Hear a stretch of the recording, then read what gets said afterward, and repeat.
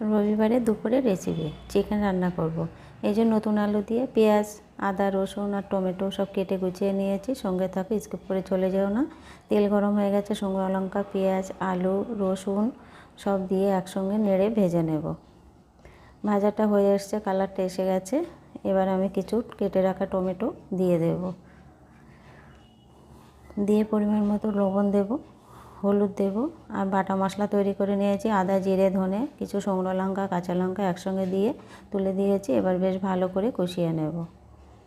কষিয়ে নেওয়া হয়ে গেছে, এবার আমি চিকেনটা তুলে দেব। চিকেনটা দিয়ে আবার একটু নাড়তে থাকবো। এইভাবে নাড়তে নাড়তে কষিয়ে নেব। কষিয়ে নেওয়া প্রায় হয়ে এসছে। এবার আমি গরম জল করে রেখেছি, গরম জলটা দিয়ে দেব। দিয়ে বেশ ভালো করে কিছু সময় ফুটিয়ে রান্নাটা সিদ্ধটা করে রান্নাটা করব। রান্নাটা হয়ে গেছে, নামিয়ে নিয়েছি। কেমন হয়েছে কমেন্টে জানিও। ভালো লাগলে লাইক, কমেন্ট, শেয়ার করবে। রবিবারের দুপুরের চিকেন।